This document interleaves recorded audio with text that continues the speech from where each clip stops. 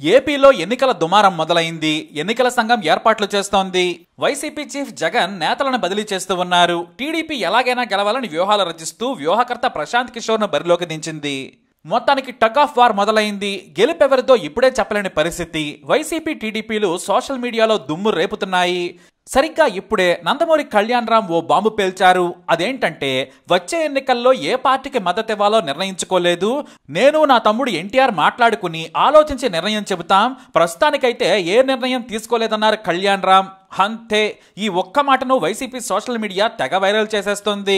టీడీపీకి జూనియర్ ఎన్టీఆర్ మద్దతు లేదు, చేసిన మోసం, కాల్చిన గాయం, అందరి ముందు బాలయ్య చంద్రబాబు చేసిన అవమానాలకు ఇది కౌంటర్ అంటూ ఏకంగా విశ్లేషణలు కూడా మొదలుపెట్టారు.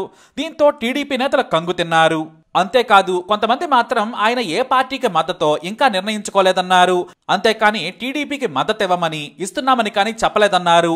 అదేమంటే ఇటు వైసీపీ కూడా సపోర్ట్ చేయలేదు కదా అంటున్నారు. మరి వైసీపీ నేతలు ఊరుకుంటారా? మాకు సపోర్ట్ చేయకపోయినా మీకు సపోర్ట్ చేయట్లేదంటే అది యూనివర్సల్ మ్యాటర్, స్టేట్ ని షేక్ చేసే మ్యాటర్. ఎందుకంటే ఇప్పుడున్న ఎన్టీఆర్ అప్పుడున్న ఎన్టీఆర్ కానే కాదు. చంద్రబాబు ఒకప్పుడు లైట్ తీసుకున్న ఎన్టీఆర్ అసలే కాదు. అయితే అసలు ఇలాంటి పొలిటికల్ ఇష్యూ వచ్చినప్పుడు కళ్యాణ్ రామ్ గొమ్మనంగా ఉండాల్సింది. కానీ లేడు.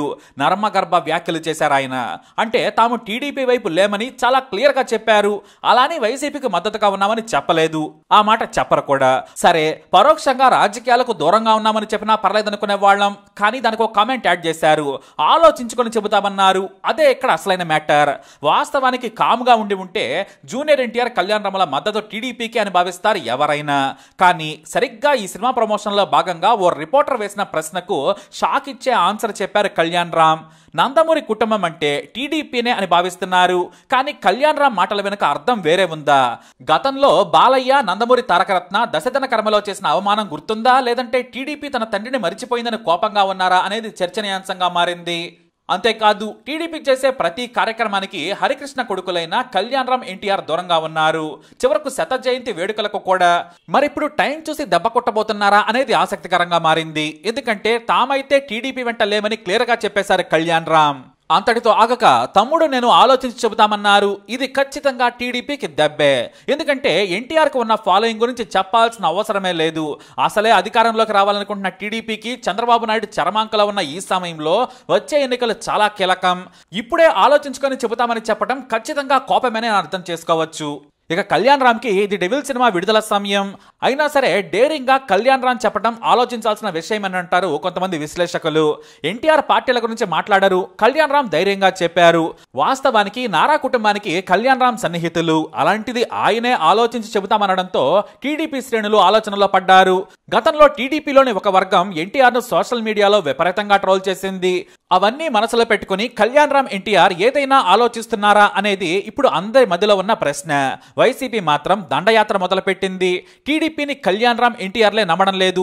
ఆలోచించి చెబుతామంటే తామిప్పుడు టీడీపీలో లేమనే అర్థం అంటూ తెగ హంగామా చేసేస్తున్నారు.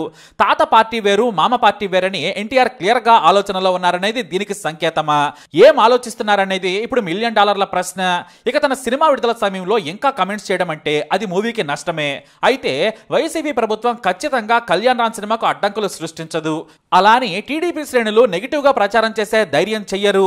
ఎందుకంటే ఇది ఎన్నికల సమయం. మరి ఎన్నికలకు ముందు తమ మద్దతు ఎవరికి ఉందో చెబుతారా, లేదంటే చంద్రబాబు నాయుడు, బాలయ్య, లోకేష్లు తమ దగ్గరకు వచ్చి మద్దతు అడిగేలా చేసేందుకు ఇది వ్యూహమా అనేది ఇప్పుడు అందరి మధ్యలో తెలుస్తున్న ప్రశ్న. గతంలో దూరం పెట్టారు, రాజకీయ అవసరం కోసం దగ్గరకు వస్తారులే, వారినే రప్పించుకుందామని కళ్యాణ్ రామ్, ఎన్టీఆర్ పక్కాగా వ్యవహరిస్తున్నారనేది బయట వినిపిస్తున్న టాక్. ఏదేమైనా వైసీపీ సోషల్ మీడియానే కాదు, అఫీషియల్ హ్యాండిల్స్ కూడా కళ్యాణ్ రామ్ కమెంట్స్ ను ఆల్రెడీ వైరల్ చేసేసాయి. ఇక బాబాయ్, బాలయ్య ఈ కామెంట్స్ కు ఎలా కౌంటర్ ఇస్తారనేది అంతా వేచి చూస్తున్న టైం.